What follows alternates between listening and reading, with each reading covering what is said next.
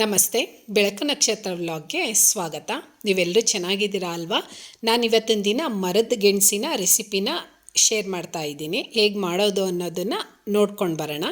ಅದಕ್ಕೂ ಮುಂಚೆ ನೀವೇನಾದರೂ ನನ್ನ ಚಾನಲ್ಗೆ ಹೊಸಬ್ರಾಗಿದ್ದರೆ ಪ್ಲೀಸ್ ಸಬ್ಸ್ಕ್ರೈಬ್ ಮಾಡಿಕೊಂಡು ವೀಡಿಯೋಸ್ನ ನೋಡಿ. ಸಬ್ಸ್ಕ್ರೈಬ್ ಆಗಿರೋರು ಸುಧಾ ವೀಡಿಯೋಸ್ನ ನೋಡಿ. ಅಲ್ಲೇ ಪಕ್ಕದಲ್ಲಿರೋ ಬೆಲ್ ಬಟನ್ನ ಪ್ರೆಸ್ ಮಾಡಿ, ಹಾಲ್ ಅನ್ನೋ ಬಟನ್ನ ಪ್ರೆಸ್ ಮಾಡೋದ್ರಿಂದ ನಾನು ಯಾವುದೇ ವೀಡಿಯೋಸ್ ಹಾಕೋರು ನಿಮಗೇ ನೋಟಿಫಿಕೇಷನ್ ಬರುತ್ತೆ.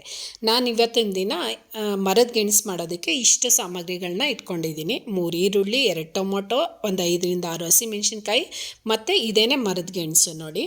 ಇದು ಸ್ವಲ್ಪ ಮೂಲಂಗಿ ಟೈಪ್ ಕಾಣಿಸುತ್ತೆ, ಆದರೆ ಇದು ಮರದ ಗೆಣಸು ಮತ್ತು ಸ್ವೀಟ್ ಗೆಣಸೇನೆ ಬೇರೆ ಇರುತ್ತೆ. ಇದನ್ನು ನಾವು ಈ ಎಲ್ಲ ಪದಾರ್ಥನೂ ಚಿಕ್ಕದಾಗಿ ಕಟ್ ಮಾಡಿ ಇಟ್ಕೋಬೇಕಾಗುತ್ತೆ. ನಾನಿಲ್ಲಿ 2 ಗೆಣಸನ್ನ ತೊಗೊಂಡಿದ್ದೀನಿ ನೋಡಿ. ಈರುಳ್ಳಿ ಕಟ್ ಮಾಡ್ಕೊಂಡಿದ್ದಾಗಿದೆ, ಟೊಮೊಟೊನು ಕಟ್ ಮಾಡಿದ್ದಾಗಿದೆ ಮತ್ತು ಹಸಿಮೆಣ್ಸಿನ್ಕಾಯಿ, ಆ ನಂತರ ಗೆಣಸನ್ನು ಕಟ್ ಮಾಡ್ಕೊಂಡಿದ್ದೀನಿ. ಇಷ್ಟು ಪುಟ್ಟದಾಗಿ ಕಟ್ ಮಾಡಿ ಇಟ್ಕೊಂಡಿದ್ದೀನಿ.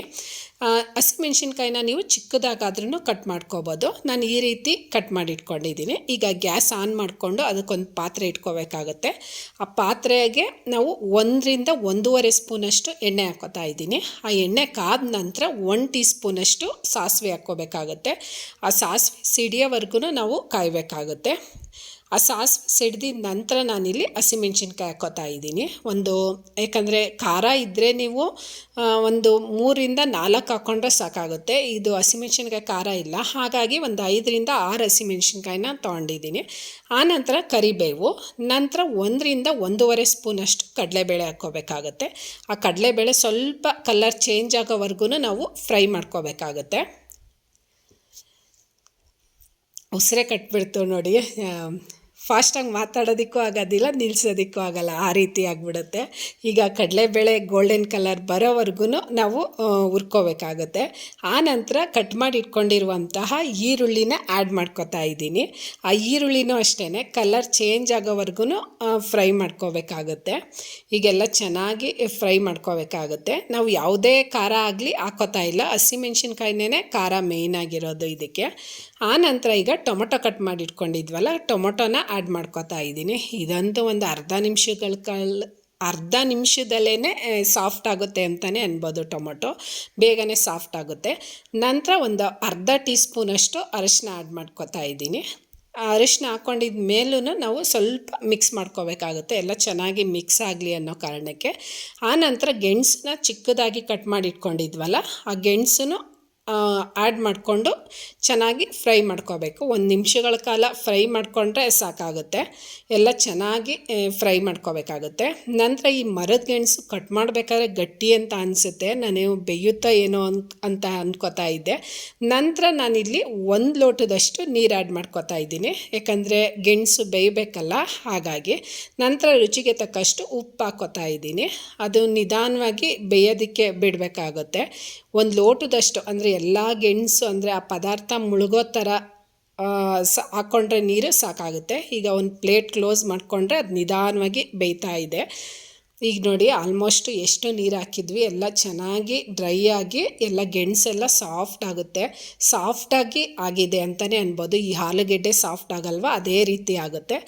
ಆನಂತರ ನಾನಿಲ್ಲಿ ಕಾಯಿ ತುರಿ, ಮೇಯ್ನಾಗಿ ಕಾಯಿ ತುರಿ ಹಾಕ್ಕೊಳ್ಳೇಬೇಕು ಲಾಸ್ಟ್ ಮೂಮೆಂಟಲ್ಲಿ. ಈಗ 1 ಕಪ್ಪಷ್ಟು ಕಾಯಿ ತುರಿ ಆ್ಯಡ್ ಮಾಡ್ಕೋತಾ ಇದ್ದೀನಿ. ಈಗೆಲ್ಲ ಚೆನ್ನಾಗಿ ಮಿಕ್ಸ್ ಮಾಡ್ಕೋಬೇಕಾಗುತ್ತೆ. ಕಾಯಿ ತುರಿ ಅಂತೂ ಮೇಯ್ನಾಗಿ ಹಾಕ್ಕೊಳ್ಳಿ, ತುಂಬಾ ಚೆನ್ನಾಗಿರುತ್ತೆ. ಇನ್ನೂ ಸ್ವಲ್ಪ ಜಾಸ್ತಿ ಹಾಕ್ಕೊಂಡ್ರೂ ಟೇಸ್ಟ್ ಚೆನ್ನಾಗಿರುತ್ತೆ ಅಂತಲೇ ಅನ್ಬೋದು. ನಂತರ ಲಾಸ್ಟ್ ಮೂಮೆಂಟಲ್ಲಿ ಕೊತ್ತಂಬರಿ ಸೊಪ್ಪು ಹಾಕ್ಕೊಂಡ್ರೆ ಈಗ ಮರದ ಗೆಣಸಿನ ಪಲ್ಯ ರೆಡಿ ಆಯಿತು ಅಂತಲೇ ಅನ್ಬೋದು. ಇದು ಚಪಾತಿಗೂ ಚೆನ್ನಾಗಿರುತ್ತೆ, ಪೂರಿಗೂ ಚೆನ್ನಾಗಿರುತ್ತೆ, ಮತ್ತು ರಸಮ್ ಮತ್ತು ಅನ್ನಕ್ಕೂ ನಂಚ್ಕೊಳ್ಳೋಕ್ಕೆ ಸೈಡ್ಸ್ಗೆ ತುಂಬಾ ಚೆನ್ನಾಗಿರುತ್ತೆ ಅಂತ ಅನ್ಬೋದು. ಗೆಣಸಂತೂ ತುಂಬಾ ಒಳ್ಳೆಯದು, ನಮ್ಮ ಬಾಡಿ ಮೂಳೆಗಳಿಗೆಲ್ಲ ತುಂಬಾ ಒಳ್ಳೆಯದು ಗೆಣಸು. ಇದಂತೂ ಒಂದ್ಸಲಿ ಟ್ರೈ ಮಾಡಿ ನೋಡಿ, ನೀವು ತುಂಬಾ ಟೇಸ್ಟ್ ಚೆನ್ನಾಗಿರುತ್ತೆ ಅಂತ ಅನ್ಬೋದು. ಒಂದ್ಸಲ ತಿಂದು ನೋಡಿದ್ರಂತೂ ವಾರಕ್ಕೆ 2 ಸಲ ನೀವು ಮಾಡ್ಕೊಂಡು ತಿಂತೀರಾ ಅಂತಲೇ ಅನ್ಬೋದು. ಅಷ್ಟು ಟೇಸ್ಟ್ ಚೆನ್ನಾಗಿರುತ್ತೆ. ಈಗ ಸರ್ವಿಂಗ್ ಬೌಲ್ಗೆ ಸರ್ವ್ ಮಾಡ್ಕೊಳ್ಳೋಣ.